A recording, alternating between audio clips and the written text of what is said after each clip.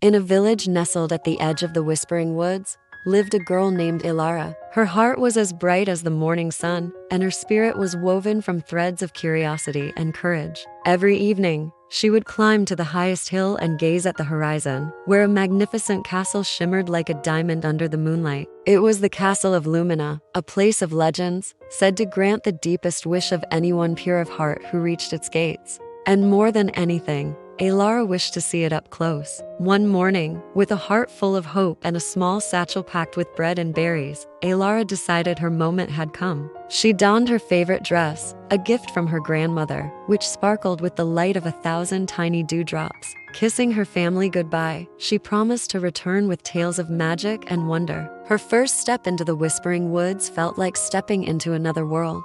The air grew thick with the scent of ancient trees and unknown blossoms, and a soft, ethereal light filtered through the dense canopy above. The woods were not dark or scary, but alive with a gentle, humming energy. As dusk began to settle, the forest transformed, the air filled with tiny, glowing lights. They were fireflies, but not like any Elara had ever seen. These were Lumina's lanterns, glowing with a soft, warm light, dancing and swirling around her. They formed a shimmering path, as if guiding her deeper into the enchanted woods. Elara laughed, her voice a soft melody in the quiet forest, as she twirled among the dancing lights, feeling as if she were waltzing with stars. The fireflies seemed to understand her quest, their glow brightening with every step she took toward the distant castle. Suddenly, a rustling in the bushes caught her attention. A small furry creature with large, wise eyes peeked out. It was a fox, but his fur was the color of spun silver. "Lost, little one?" he asked,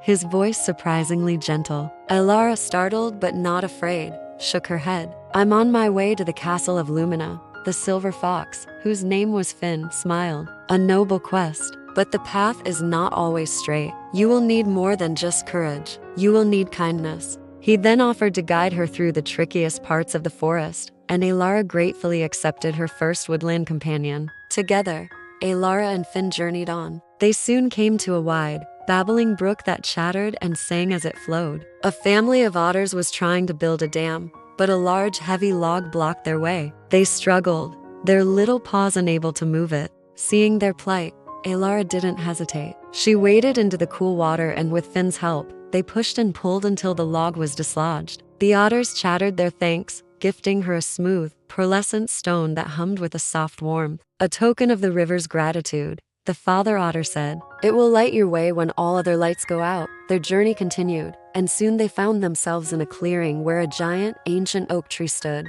Its branches were heavy, not with leaves, but with slumbering birds of every color imaginable. At the base of the tree, a large bear with a coat the color of honey sat with his head in his paws, looking utterly miserable. "What's wrong, friend?" Elara asked gently. The bear, named Barnaby, sighed. "I am the guardian of the songbird oak, but I have forgotten the lullaby that helps the birds rest. Without it, they will never wake, and the forest will lose its morning song." Elara thought for a moment, remembering a gentle melody her mother used to sing to her. It was a simple tune, full of love and peace. She began to hum it softly, her voice carrying through the quiet clearing. As the melody flowed, a magical thing happened. One by one, the birds on the branches began to stir. They ruffled their feathers and opened their eyes, and then they began to sing. They joined Elara's tune, creating a chorus so beautiful it seemed to make the very air sparkle. Barnaby the bear looked at her with immense gratitude. "You have a kind heart and a song within you," he rumbled. "You have restored the harmony of the woods. As a thank you."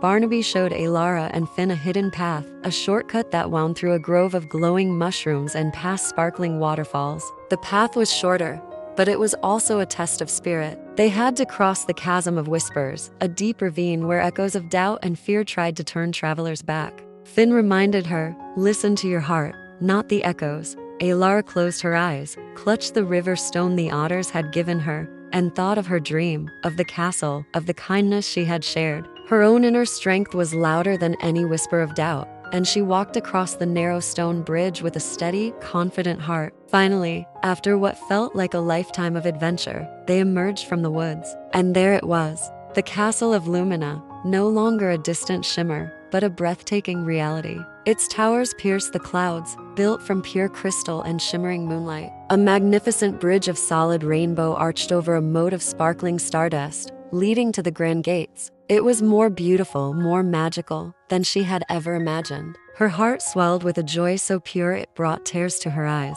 She had made it.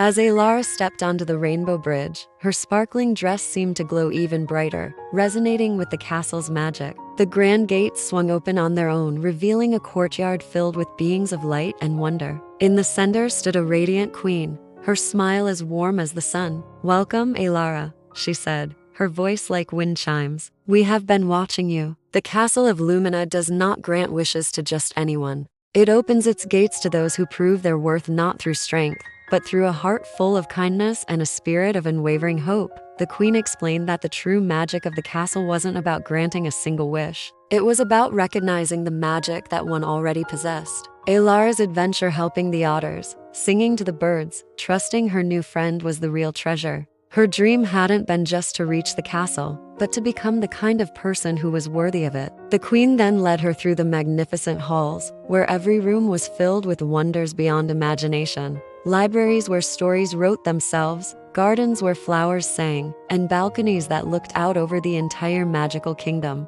Elara realized her true wish had already been fulfilled. It wasn't just to see the castle, but to live a life of adventure, friendship, and purpose. She had found it all on her journey. She spent what felt like a timeless day in the castle, sharing stories with the queen and playing with Finn in the starlit gardens. When it was time to leave, the queen gifted her a small, enchanted seed. "Plant this in your village," she said, "and a piece of Lumina's magic will grow there forever." Elara returned home, not just with stories, but with a heart full of wisdom and a magical seed in her pocket. She had learned that the greatest magic in the world is the kindness you share, and that the most wonderful adventures begin the moment you decide to follow your heart. And every so often, when she looked at the horizon, the castle seemed to shimmer a little brighter, just for her.